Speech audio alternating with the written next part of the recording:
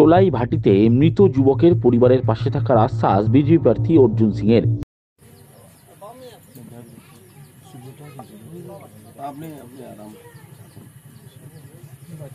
হালিশহর জেঠিয়া থানার পলাশী মাঝিপাড়া গ্রাম পঞ্চায়েতের দাড়িওয়ালা আদিবাসীপাড়া গ্রামে বেআইনি চোলাই ভাটিতে মৃত যুবকের পরিবারের পাশে থাকার আশ্বাস দিলেন বিদায়ী সাংসদ তথা বিজেপি প্রার্থী অর্জুন সিং। ঘটনাস্থলে দাঁড়িয়ে বিজেপি প্রার্থী অর্জুন সিং ক্ষোভের সঙ্গে বলেন, বহুদিন ধরে এই গ্রামে বেআইনি চোলাই মদের ভাটি চলছে। চোলাই মদ খেয়ে রাজ্যে একাধিকবার মৃত্যুর ঘটনায় হুঁশ ফেরেনি প্রশাসনের। চোলাই মদ খেয়ে মৃতদের পরিবারকে ক্ষতিপূরণ দেওয়া হচ্ছে মাত্র 2 লক্ষ টাকা। অবস্থা এমন আছে কি মানুষের সামাজিক অবস্থাটাই মানে প্রায় ধ্বংস দিকে আছে। এখানে দীর্ঘদিন ধরে মদের ভাটি বানায়, ইলিগাল কান্ট্রিলিকাল তৈরি হয়ে তোলাবাজ চুল্লু। আপনারা জানেন এই নিয়ে কতবার ঘটনা ঘটলো, লোক মারা যায় আর দিদিমণি সরকারি টাকা দিয়ে 2 লাখ টাকা আমাদের ট্যাক্সের টাকা দিয়ে উনি তাদেরকে কম্পেনসেশন দিয়ে দেন। একটা মৃত্যুর মূল্যটা কিছু 2 লাখ টাকা। এদিন বিদায়ী সাংসদ সুর চড়িয়ে বলেন, অলিতে গলিতে বারের লাইসেন্স দিচ্ছে তৃণমূল সরকার, তা সত্ত্বেও পুলিশ ও শাসক দলের নেতাদের মধ্যে চলছে চোলাই মদের কারবার। তার দাবি, পুলিশ ডিএ পায় না, তাই পুলিশকে মদের ভাটি থেকে পয়সা তুলতে হয়। এদিকে প্রত্যেকটা গলি গলিতে বারের লাইসেন্স হয়ে গেছে, মদ বিক্রি হচ্ছে। তারপরেও এই ইলিগাল এটা হচ্ছে। পুলিশের পুরো তত্ত্বাবধানে হয়। পুলিশের অবস্থা তো এমন হয়ে গেছে, এমনি তো এরা ডিএ পায় না, তা সত্ত্বেও এইখান থেকে রুজি রোজগার করে ডিএটা কমপ্লিট করছে। এলাকাবাসীর অভিযোগ, পুলিশ আসে টাকা নিয়ে চলে যায়। অনেক এলাকাবাসী এটা কোনো লুকিয়ে অভিযোগ না, এটা ওপেন অভিযোগ আছে। এটা ওপেন সবাই, এটা পুলিশ আর জেঠিয়া থানার কথাই ছেড়ে দিন। এখানে শুধু বিজেপি কর্মীদেরকে, সাধারণ মানুষগুলোকে থানায় ডেকে ডেকে গালাগালি করে ওরা। আর এখানে ওই মদ বিক্রি করবে, আসবে, এখান থেকে হিসাব নিয়ে চলে যাবে। তারপরে বারে যা অবস্থা আছে আপনারা সবই জানেন। এখানকার বিধায়ক যিনি আছেন তার অ্যাম্বুলেন্সে বারের মদ সাপ্লাই হয়, সবাই জানে এখানে। তার অভিযোগ, তৃণমূল নেতা রবি নিয়োগী আগে বীজপুর থানার দালালি করতেন, এখন রবি নিয়োগীর তত্ত্বাবধানে বেআইনি চোলাই মদের কারবার চলছে, আর তার মাথার উপর রয়েছে তৃণমূল প্রার্থী পার্থ ভৌমিক। নিয়োগীর তত্ত্বাবধানে রবি নিয়োগী ওই একটা সময় থানা দালালি করতো, বীজপুর থানা দালালি করতো তৃণমূল কংগ্রেস। রবি নিয়োগীর তত্ত্বাবধানেই সব হয়।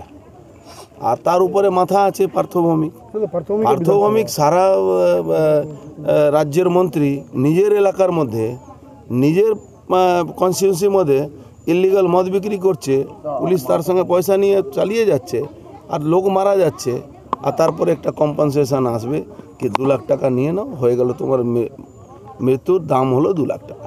প্রসঙ্গত, রবিবার রাতে জেঠিয়া থানার দাড়িওয়ালা আদিবাসীপাড়া গ্রামে চেম্বারে নেমে মদ তৈরির উপকরণ তুলতে গিয়ে একজনের মৃত্যু হয়েছে। মৃতের নাম মুকুর সোরেন, বয়স 35 বছর। তার বাড়ি শিবদাসপুর থানার আটিসাড়া গ্রামে। আহত আরও জন কল্যাণী জেএনএম হাসপাতালে চিকিৎসাধীন। মৃতের কাকা ধনঞ্জয় হাঁসদা জানান, রবিবার সকালে বোনের বাড়ি যাওয়ার নাম করে ভাইপো বাড়ি থেকে বেরিয়েছিল। মধ্যরাতে তারা ভাইপোর মৃত্যু সংবাদ পান। তবে কিভাবে ভাইপোর মৃত্যু হয়েছে তা তিনি জানেন না। তবে সাংসদ বাড়িতে এসে পাশে থাকার আশ্বাস দিয়েছেন। যে বোনের বাড়ি ঘুরতে যাবে। কখন বেরিয়েছিল সকালবেলায় বেরিয়েছিল। আজকে সকালে না, কালকে সকালে। আর ওখান থেকে একটা ফোন করেছিল আমাদের রাত 11টার সময়। সাংসদ আপনার বাড়িতে এসেছিলেন, কি আশ্বাস দিলেন? আশ্বাস দিয়েছেন যে আমাদের পাশে আছে উনি। ওনাদের কি কোনো বাচ্চা ছিল? হ্যাঁ, বাচ্চা, 2টো বাচ্চা আছে, ছোট বাচ্চা। আর এই যে ঘটনাটা, উনি কি কাজ করতেন? উনি কাজ এই জোগাড় করতেন। হ্যাঁ। মৃত্যু সংবাদটা কখন শুনলেন আপনি? মৃত্যু সংবাদ মোটামুটি ওই 11টার দিকে, 1টা-1:30টার দিকে হবে। কালকে রাত্রি? হ্যাঁ, কালকে। কি বলে বাড়ি থেকে বেরিয়েছিল? এমনি বোনের বাড়ি গেছে, কি বলে যাবে। উনি নাকি চোরাই মদ বানাতেন? না, কি কাজ করতেন উনি? উনি জোগাড়ে কাজ করতেন। তাহলে ওইখানে তার দেহমূল্য সমস্যাটা হলো কী করে? সেটা আমরা বলতে পারবো না তো। আমরা তো পুলিশের থেকে জানার চেষ্টা করেছিলেন? এখনো পর্যন্ত কিছু জানতে পারিনি। আপনার নাম? ধনঞ্জয় হাঁসদা। বাড়িতে কি উনি একাই রোজগার করতেন না আরও কেউ ছিল?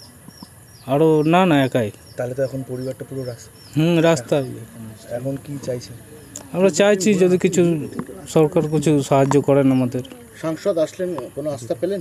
হ্যাঁ, উনি বলে গেছেন যে আমি পাশে আছি আপনাদের। এখন দেখা যাক কী হয়। আপনার নাম? স্থানীয় বাসিন্দা বিপ্লব মণ্ডল জানান, 8 ফুট গভীর চেম্বারের ভেতর থেকে মদ তৈরির উপকরণ রাখা থাকে। রবিবার রাতে ওই চেম্বারের মধ্যে মই লাগিয়ে মদ তৈরির উপকরণ বের করছিলেন 3 জন, যাতে কেউ দেখতে না পারে সেই জন্য চেম্বারে ঢাকনা লাগানো হয়েছিল।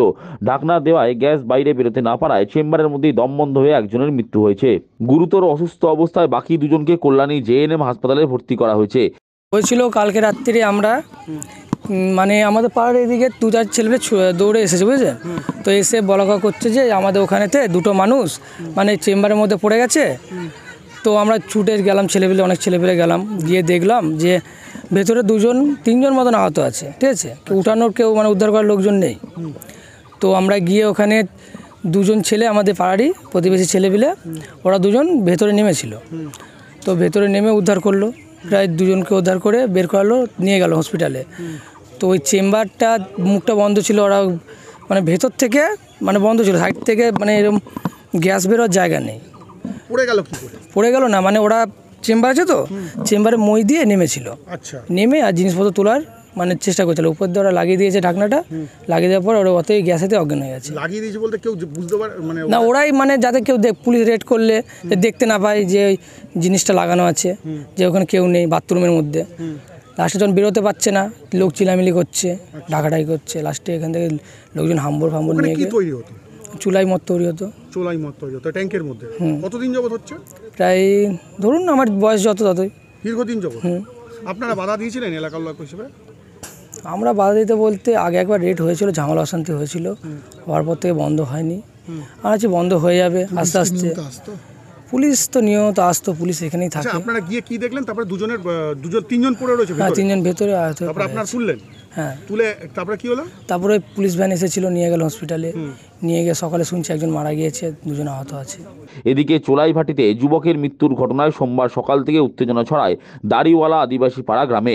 চোলাই মদের কারখানা উচ্ছেদের দাবিতে সরব হলেন প্রমিলা বাহিনী। গ্রামের মহিলাদের ক্ষোভ, পরিবারের কর্তারা ও ছেলেরা মদের ভাটিতে গিয়ে মদ্যপান করে পয়সা খরচ করে ফেলেছে, ফলে তাদের সংসার চালাতে হিমশিম খেতে হচ্ছে। তাছাড়া মদ্যপান করে বাড়িতে এলে পরিবারে অশান্তি হচ্ছে। মদ খাচ্ছে, আজ আমরা ঘরে 2টো পয়সা রাখতে পারছি না, আমরা কি কষ্টে সংসার চালাচ্ছি। ওনারা মদ বিক্রি করছে, ওরা সুখে সংসার করছে, আজ লোন নিচ্ছে, আজ মদের ব্যবসা ঘর বাড়ি করছে, আমাদের ঘর বাড়ি ভেঙে পড়ে আছে। আমরা চাইছি যেন মদ এখানে তুলে দেয়, পুলিশে যেন প্রতিবাদ করে, পুলিশকে আমি চাই প্রতিবাদ করুক। কেন পুলিশে প্রতিবাদ করে না? বলবো যে মদ তুলুক, আমরা কতদিন আমাদের একটাই কথা, মদ তুলে দেয়।